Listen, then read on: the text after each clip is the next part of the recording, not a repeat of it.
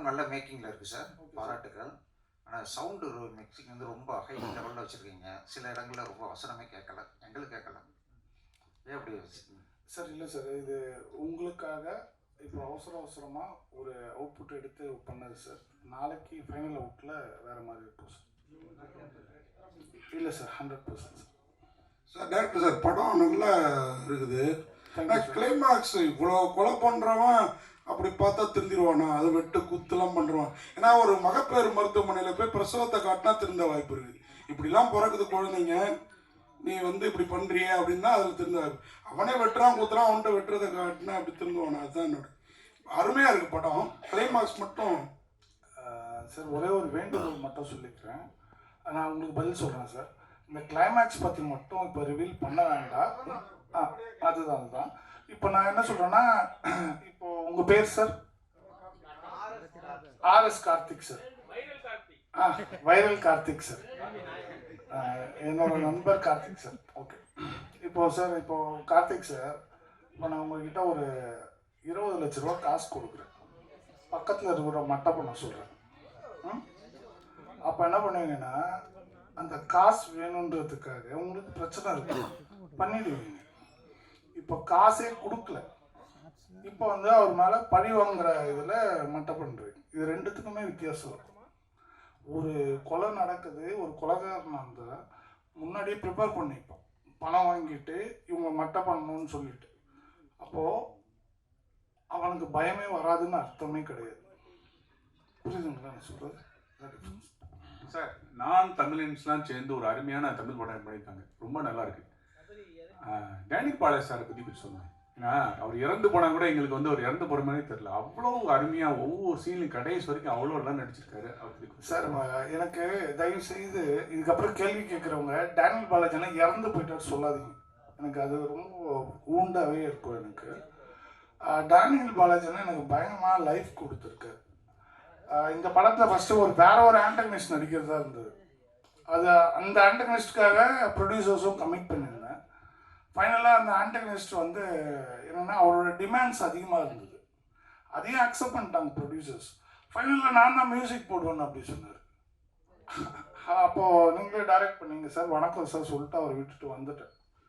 அதுக்கப்புறம் நான் அட்டுல் சார் கிட்ட சொல்லிட்டேன், சார் நீங்கள் உங்களுக்கு 2 சாய்ஸ் இருக்குது. ஒரு சாய்ஸு நீங்கள் அவர் சொல்கிறத கேளுங்க, இல்லை இந்த ஸ்கிரிப்ட் ஓகே அப்படின்னா என்னை நம்பர் தந்தால் நான் சொல்கிற ஒரு ஆண்டகனிஸ்டாக போடுங்க அப்படி சொன்னேன்.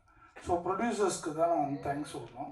அன்றைக்கி நைட்டு ட்ரீமில் அது என்ன சொல்கிறதா, கடவுள் எனக்கு நான் ரொம்ப கடவுள் நம்பிக்கை உள்ளவன். கத்தி எடுத்துகிட்டு டேனியல் பாலாஜி ட்ரீமில் வந்தார். காலையில் ஏர்லி மார்னிங் 4:30க்கு அவர் கால் பண்ணி சொன்னேன், இந்த மாதிரி அசிஸ்டன்ட் சார் நான் அப்படி சொன்னேன். உடனே அவங்க சொன்னாங்க, சரி இப்போ எங்கே இருக்க ஜெபி அப்படி சொன்னாங்க. நான் அண்ணாநகர் சொன்னேன். அவர் சொன்னார், நான் ஆவடியில் கோயிலில் இருக்கேன் அப்படின்னு. காலைல 5 o'clock மீட் பண்ணி நான் கோயிலில் தான் அவருக்கு ஸ்கிரிப்ட் சொன்னேன். சொல்லி முடிச்சதான் அவர் சொன்னார், நான் தான்ப்பா அர்னால்டு அப்படின்னாரு. அதானே அப்படின்னாரு. ஆமாண்ணா. ஒரு 7 மணிக்கெலாம் கமிட் ஆகிட்டோம். அங்கேருந்து நான் குஜராத்துக்கு ஃபோன் பண்ணேன் ப்ரொடியூசர் இங்கே இல்லை. அவர் சொன்னார், நான் சொன்னது தான், நீ யாரோனா ஆண்டகனிஸ்டாக போடுங்க அப்படின்னாரு. இதை சார் நடந்தது. அதுக்கப்புறம் டேனியல் பாலாஜி இந்த ப்ராஜெக்டுக்குள்ளே வந்த பிறகு சார், ஆக்சுவலாக நம்ம வந்து தலை சிறந்த நடிகர்கள் அப்படி சொல்லுவோம் சார். அதாவது ஆக்டிங்கில் வந்து நம்ம கமல் சாரை போடுவோம், சிவாஜி சாரை போடுவோம், அவங்களாம் சரித்திரம் படைச்சவங்க சார். ரஜினி சார் சொல்லுவோம், எல்லாமே அவங்களுக்கு நிகரான ஒரு தான் சார் டேனியல் பாலாஜி. இன்னைக்கு கேஜிஎஃப் படத்தில் டேனியல் பாலாஜி ஆண்டகனிஸ்டாக நீங்கள் நம்ம நினச்சி பார்த்தோன்னு வச்சுங்களேன், கேஜிஎஃப் படம் இன்னும் ஒரு 200 நாள் எக்ஸ்ட்ராவே ஓடிடும் சார். அந்த மாதிரி பர்ஃபார்மர் சார்.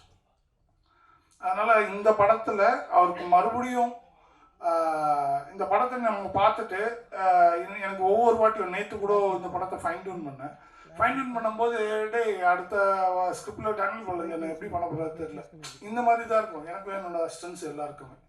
அவர் இல்லை அப்படின்றதே எங்களால் ஏற்றுக்கவே முடியல. தயவுசெய்து அது மட்டும் அவர் இல்லைன்னு மட்டும் சொல்லாதீங்க. Thank you sir. சரி சார், நீங்களே இந்த படம் எடுத்து ரொம்ப கஷ்டப்பட்டு ஸ்ட்ரகிள் பண்ணி தான் உள்ளே வந்திருக்கீங்க. ஆமாம் சார். ஸோ உங்கள் படத்தில் நல்லா நடிக்கக்கூடியவர்கள் கூட இந்த மேடை கிடைக்கணுமே அப்படின்னு ஒரு அங்கீகாரத்துக்கு ஏங்கக்கூடியவர்கள் இருக்காங்க. ஆமாம். இந்த படத்தில் சமூக ரோலெல்லாம் நடித்தவரை ஏன் பின்னாடி உட்கார வச்சிங்க? நான் கூட கேட்டேன் என்னன்னு. ஏன் அவர் மேலே உட்கார வச்சிருக்கீங்க? இங்கே ஜாக் வந்திருக்கானே எனக்கு தெரியாது சார். ஃபஸ்ட்டு விஷயம், அவர் மேடைக்கு கூட வர வைக்கலாம்ல நீங்கள்? தயவு செய்து சார் வரலாம் சார். எங்கே ஜாக் வா, ஒரு கார்த்திக் சார் போட்டு சார். சார் அதுக்கப்புறம் உங்கள் கேள்விக்கு இன்னொரு பதில் சொல்லிடுறேன் சார். இந்த படத்தில் ரெக்கமெண்டேஷனில் யாருமே நடிக்கல சார். எல்லாருமே சினிமாவுக்கு 15-20 வருஷமாக கஷ்டப்பட்டவங்க, வாய்ப்பு தேடி இருக்கிறவங்களுக்கு மட்டும்தான் நான் சான்ஸ் கொடுத்துருக்கேன்.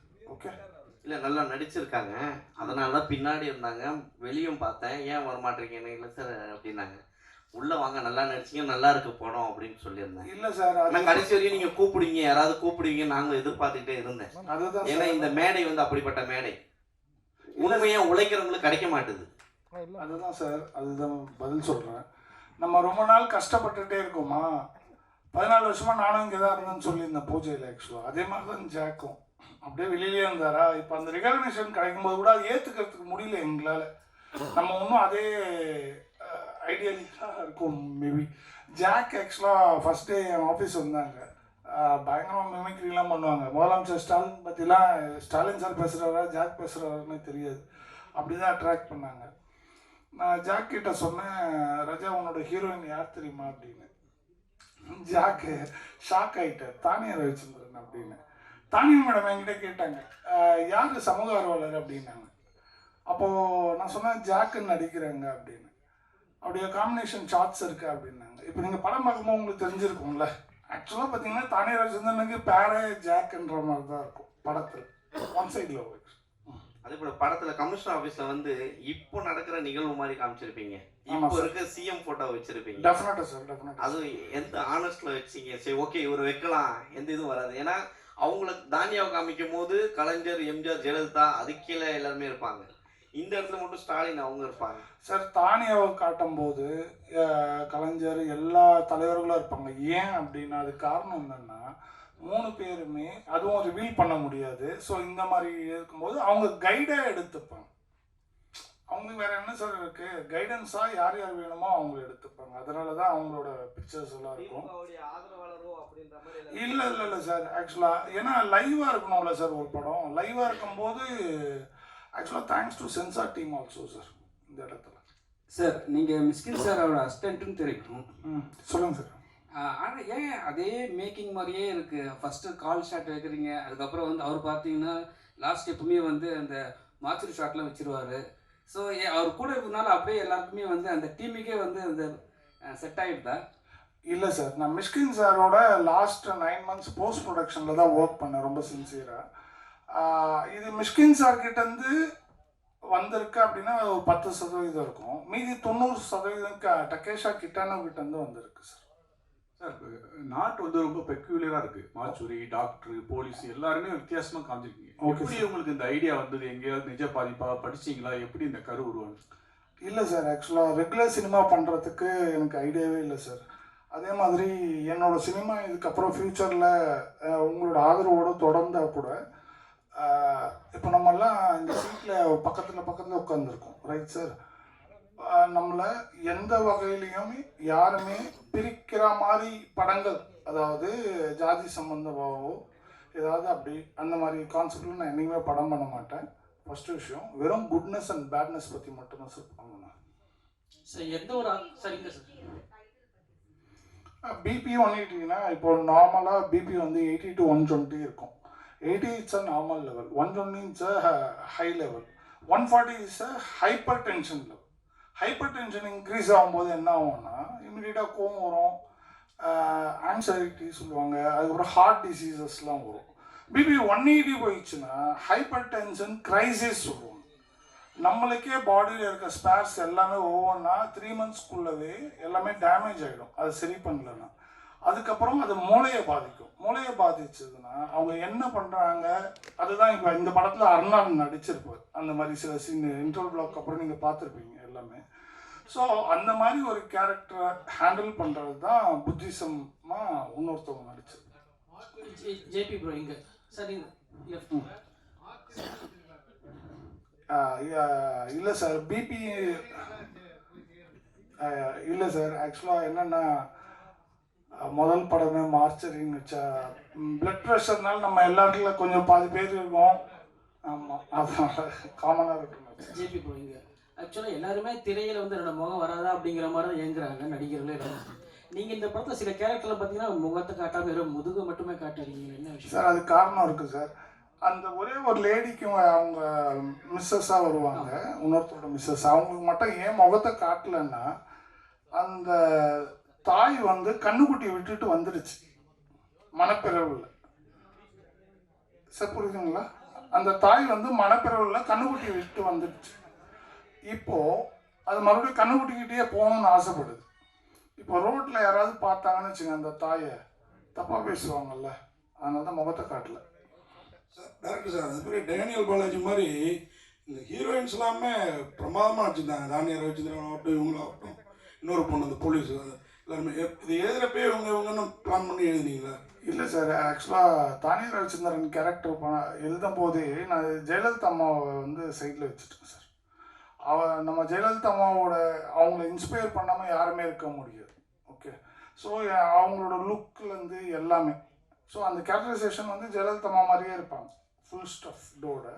இவங்க மீதி ஆர்டிஸ்ட் எல்லாருமே இவங்க வந்து என்கிட்ட நியூ கமர் தான், ஃபஸ்ட் ஃபிலிம் தான் பிபி ஒன்னிட்டு. ஆக்சுவலாக இவங்க கூத்துப்பட்டில் பர்ஃபெக்டாக லேர்ன் பண்ணிட்டு தான் வந்தவங்க. ஸோ அதுக்கான டெடிக்கேட்டடாக யார் யார் இருந்தாங்களோ, இப்போ அர்னால்டோட இருக்காங்க பாருங்கள் டீம், இவங்க எல்லாருமே சினிமாவுக்காக 20 வருஷம் 25 வருஷம் வாய்ப்பு இல்லாமல் இருந்தவங்க தான் சார். நான் அவங்க மட்டும்தான் சூஸ் பண்ணேன். இன்ஃபேக்ட் என்னோட அசிஸ்டன்ட் டைரக்டர் 5 பேர் இருப்பாங்க. 5 பேருக்கும் அவங்க கிட்டத்தட்ட 6 வருஷமாக சினிமாவில் வாய்ப்பு கிடைக்கல. இதுதான் அவங்களுக்கு எல்லாருக்குமே முதல் படம், முதல் ஷூட்டிங் எக்ஸ்பீரியன்ஸ், முதல் ப்ரீ ப்ரொடக்ஷன் எக்ஸ்பீரியன்ஸ், எல்லாமே என்னோட தான் சார். ஆமாம் சார், நான் தானே சார். இல்லை சார், சார் சாங்கில் அது நம்ம மாஸ்டர் சொன்னார், சும்மா ஒரு கிளிம்ஸ்க்கு வாங்க ஜேபி அப்படின்ட்டு, அதனால வந்தோம் சார். இல்லை சார், இப்போதைக்கு அந்த ஐடியா இல்லை சார்.